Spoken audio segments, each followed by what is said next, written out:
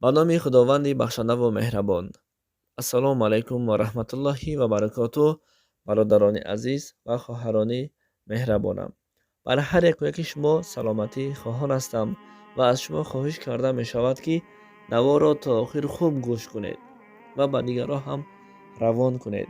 Зеро имрӯз ҳаст баъзе шахсоне, ки дар паҳлӯи хонаашон хонае ҳаст, ки бо номи ҳамсоя ҳаст.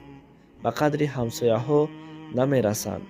Аммо фаромӯш набояд кард, ки ҳар як фарзанди одам хеле дӯстони зиёд дорад, хешу таборони зиёд дорад.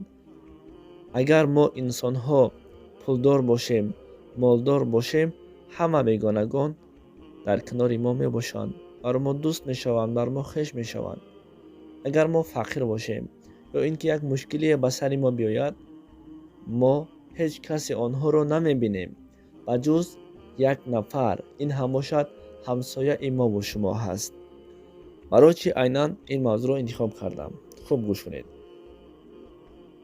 Агар мо як тӯю маърака дошта бошем, агар ё ҷанозае ё ин ки он мушкилие дошта бошем, тасаввур кунед, бар шумо ин суол аст: кадоме аз инҳо зудтар дар канори мо мешаванд? Ҳамсоямон ё ин ки хешу таборамон? Албатта ки дар ҳангоми шодият, дар ҳангоми ғамгиният, дар ҳолате ки ту дар як беморӣ қарор дорӣ, аввалин шахсе ки аз дарвозаи ту дохили хонаат мешавад, ин ки ҳаст? Ин ҳамсояҳат аст. дишаб як ҳамсояе доштем, хеле табаш боло шуд, ҳолаш вазмин шуд. ҳангоме ки ба хешу таборашон занг мезананд то ба беморхона баранд, касе кӯмак карда наметавонад. То онҳое ки меоянд аз роҳи дур, мегӯяд бе ҳамсояро даъват кунам. ҳамсоя дар 10 дақиқа ба ҳамон ҷои гуфтааш мерасонад. бинед, ки дар зиндагӣ, дар сари фарзанди одам, дар сари мо ва шумо як мушкилие меояд, пеш аз хешу табор ҳамсояамон ба назди мо меояд. пеш аз хешу табор ҳамсояамон дасти кӯмак дароз мекунад ва аз ҳоли мо ҳар рӯз бохабар аст. хато накунам, агар худо дурӯғиам накунад, мегӯянд имоми аъзам раҳматуллоҳи алайҳ як ҳамсояе дошт. ҳар шаб маст мешуд, болои боми хонааш мебаромаду суруд мехонд. ҳар рӯз ана ҳамин ҳол такрор мешуд. Аммо ҳазрати имоми аъзам раҳматуллоҳи алайҳ чизе намегуфтанд. мегӯянд рӯзе имоми аъзам худованд раҳматаш кунад дохили хона мешавад, ки интизор мешавад, аммо аз ҳамсояаш ҳеҷ садое намебарояд.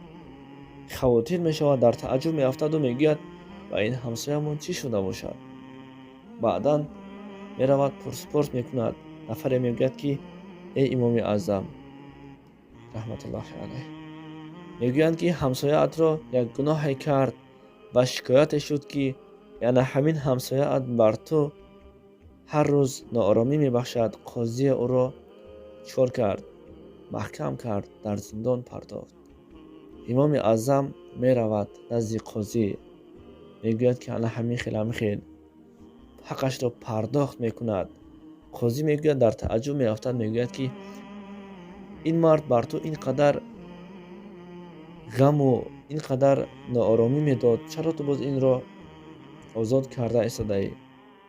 худованд раҳмату мағфираташ кунад. имоми аъзамро чӣ мегӯяд? мегӯяд, ки бале, аммо ман ҳаққи ҳамсоядориро дар ин дунё анҷом медиҳам, то ин ки фардо дар назди худо ба ин корам ҷавоб надиҳам. барои ҳамин дӯстони азиз, ҳамсояҳо беҳтарин неъмате ҳаст, ки ҳамеша ҳам барои мо хеш аст, ҳам бародар аст, ҳам падару ҳам модар аст. ҳамсояҳои хуб беҳ аз 100 то хешовандоне, ки дар як сол як бор аз дарвоза дохил мешаванд, аз ҳоли мо бохабар мешаванд. аммо як ҳамсояи наздик хеле хуб аст, ки ҳар рӯз аз ҳоли мо бохабар аст. мо садои баланд кунем мешунавад, паст кунем мешунавад. пас ба ҳаққи ҳамсоядорӣ мерасед. худо аз шумо розӣ бошад.